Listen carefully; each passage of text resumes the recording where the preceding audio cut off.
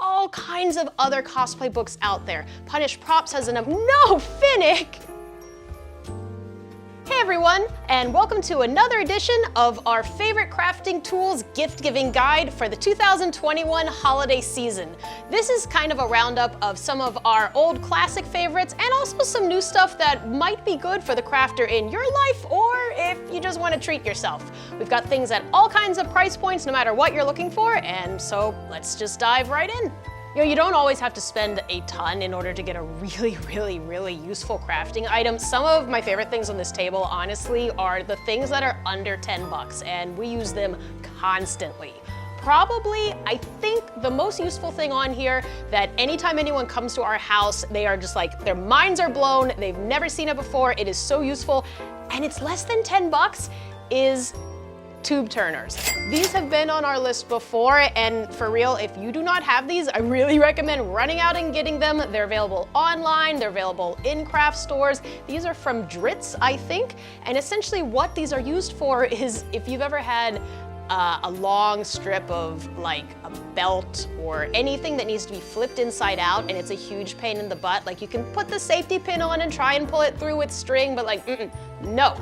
Don't punish yourself anymore. Instead, buy a tube turner and then you just pop your fabric in here, you push this through the middle, and it comes out the other side magically flipped out. It takes like 30 seconds.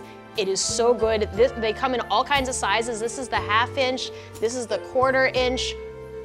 These will blow your mind. I'm dead serious. The link is in the comments. Go buy this, please. There's a couple items on this list that have been on before just because we really love them so much. And you know, you don't necessarily have to buy a brand new thing every single year in order to really get your use out of it. I really kind of think that it's a testament to how good some of these are, the fact that, you know, we just want to keep recommending them over and over and over again for you guys because we use them over and over again. So if you see some repeats, that's okay. It just means that it's really good. Another thing on this table that's not expensive but is really useful is something from last year as well. This thread holder. This looks really simple, but if you have an embroidery machine or if you have a habit of using metallic or otherwise really finicky thread, this is under 10 bucks and is going to save your life. Essentially, all it is something that you place your thread on. Actually, I think I have some thread somewhere. Essentially, all you do is you put your thread on the bottom onto a stick, or if you're like us, you can put it in a cup for more stability. Put it up here through the hook and feed it into your embroidery machine or your sewing machine.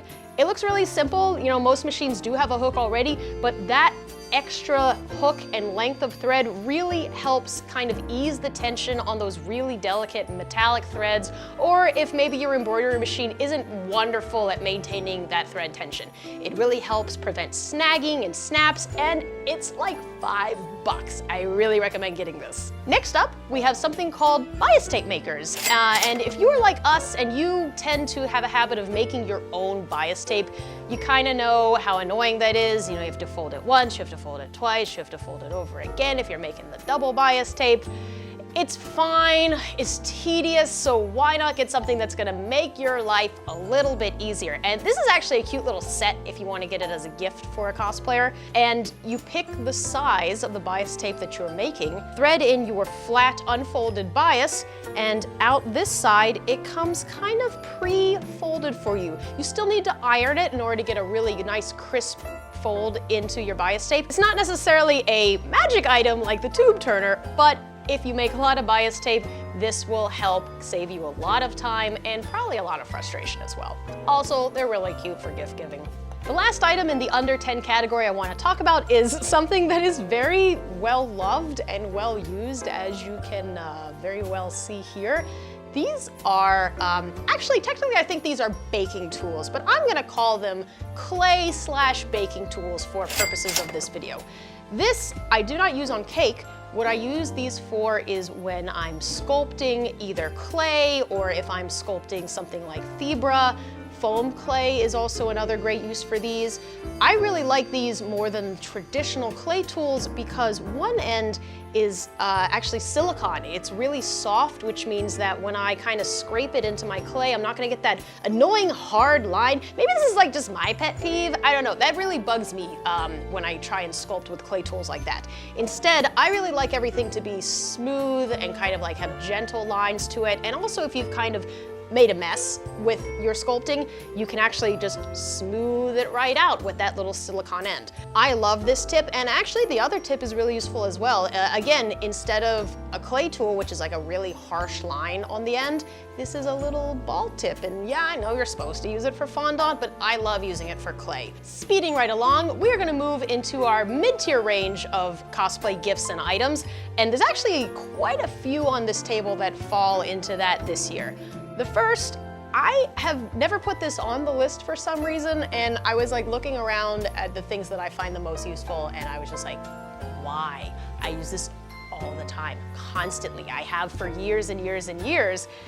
If you are like me and you buy a lot of wigs and you are very, very picky about the color of wig you get, this is for you. This is Arta Wig's Color Ring, and if you have a different favorite wig company, usually they sell these kind of color samples as well, but being able to reach for the exact color and the sample of the wig that you are thinking about getting and matching it to your fabric and, you know, matching the swatches to other swatches. Do I want the royal blue or do I want the aqua blue? You know, computer monitors are not accurate. And if you're very picky about the color and you want to get something that really matches both your fabric and your skin tone, this is a lifesaver. I bought this maybe 5 years ago and I am so glad I did. It is not that expensive and it is worth all the aggravation of trying to look up references of other people who've taken pictures and figure out what the heck color of wig to buy.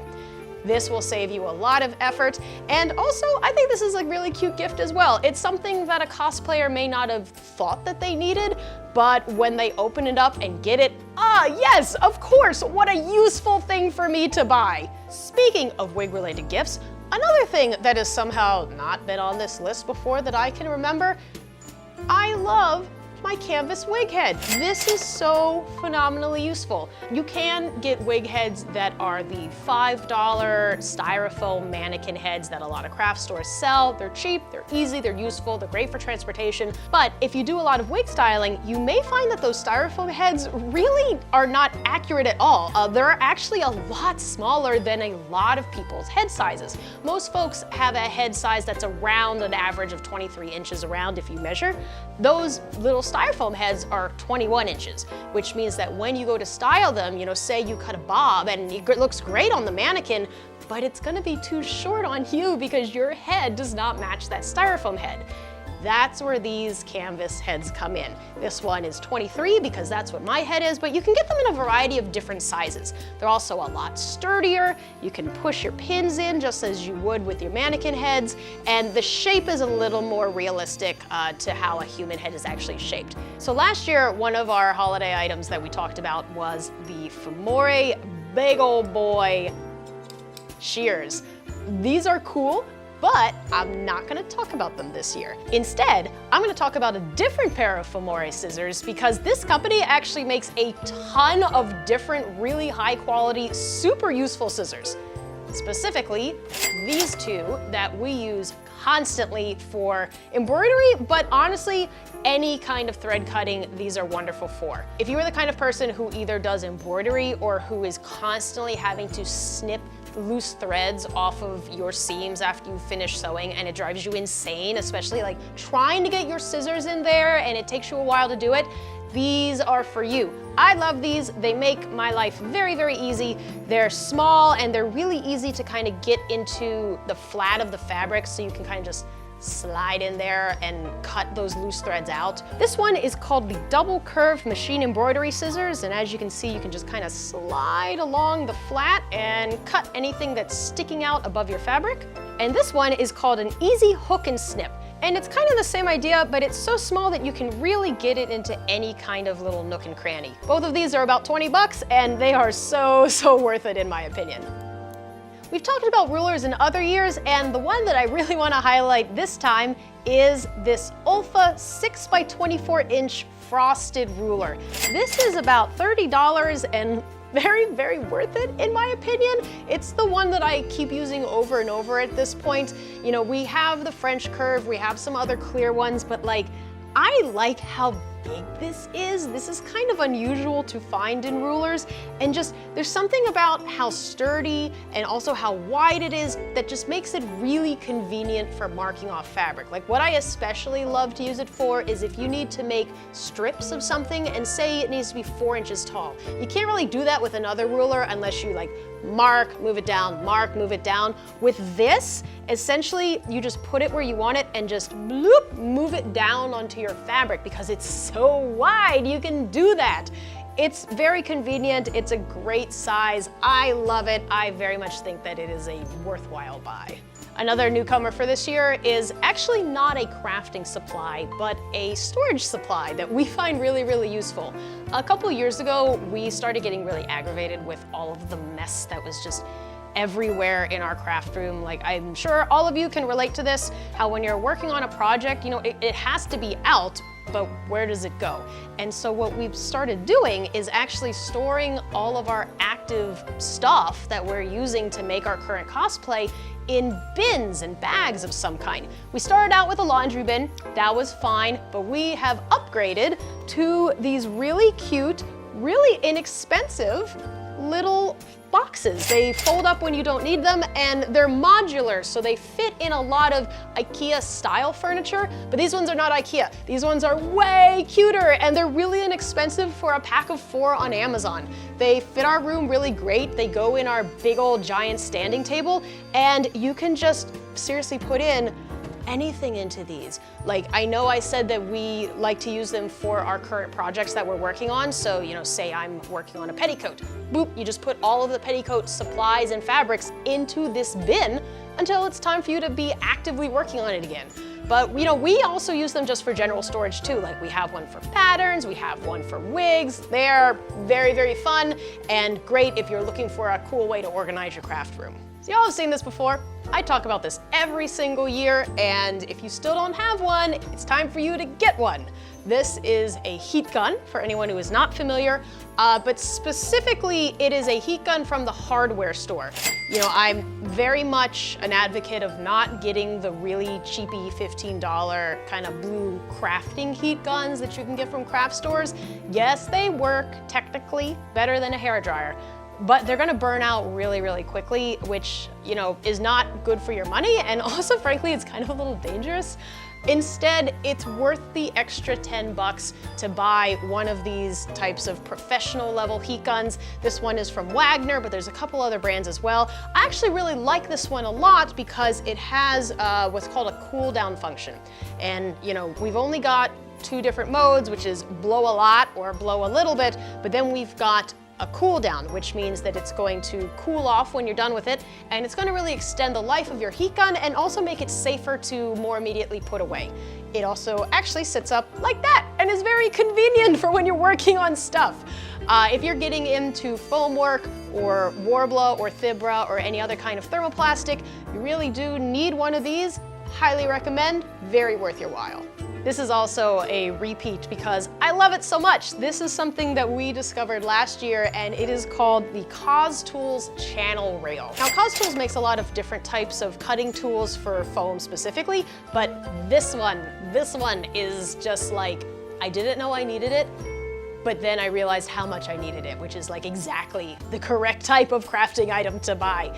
This is essentially a ruler that has a channel on it where their cutter locks in here, and so when you put the ruler on your foam, it cuts in a straight line for you, and it's perfect, and you don't have to worry about it, and it's like so nice and smooth and neat, and it just like makes me very happy. I love this thing a lot. I don't even know how much it costs, and I don't care. You should buy it because I really like it. Also, can I just say, like, the ergonomic design of the CosTools stuff is just like very pleasant. Like, it's easy to hold in your hand, which is saying a lot because I have these like teeny tiny baby hands and a lot of tools I just can't get a good grip on. But like, this is nice and I don't feel like it's about to fall off, and it's got like a nice little place for my blades, and it's just very well designed. Good job, CosTools folks. I appreciate this. One item that I always mention every single year is that a lot of crafters, if you're looking for a gift to give, they love resources, tutorials, all of that kind of stuff. And there's actually a ton of cosplay books that have come out pretty recently. These just so happen to be the ones that I have in my house, because we wrote 2 of them. Fabulous Cosplay Footwear and The Art of Extreme Wig Styling. I've also got one that my friend Jedi Manda wrote, Creative Cosplay, but there's all kinds of other cosplay books out there. Punished Props has Punished Props has a whole series on foam work called Foamsmith, and I'll link a whole bunch more down in the comments below for y'all to check out. And finally, we always like to include at least one big ticket item for those who might want to splurge just a little bit this year. This year, the new big item that we ended up buying is actually another iron. I know we've talked about irons in the past, and this time we bought a gravity-fed iron. And actually, this clocked in only at about $100, which is pretty inexpensive considering how nice it is. This is something that is basic, no frills, there's not a bunch of settings, there's not a bunch of buttons, but it is reliable. It has a water source up top, so you are not constantly filling this thing over and over again. It's just very reliable. This is the kind of thing that folks in professional shops are using. So if ironing drives you crazy and you want something that is reliable, consistent, has a lot of steam, and you don't have to mess around with the water, consider getting a gravity fed. And that's everything on our shopping list for this year. I hope you guys enjoyed the roundup. Be sure to click the links down below if you need to find any of these items for yourselves. And if you liked this list, go ahead and share it with your friends. Maybe they'll buy you something. Thanks, and I'll see you again next time.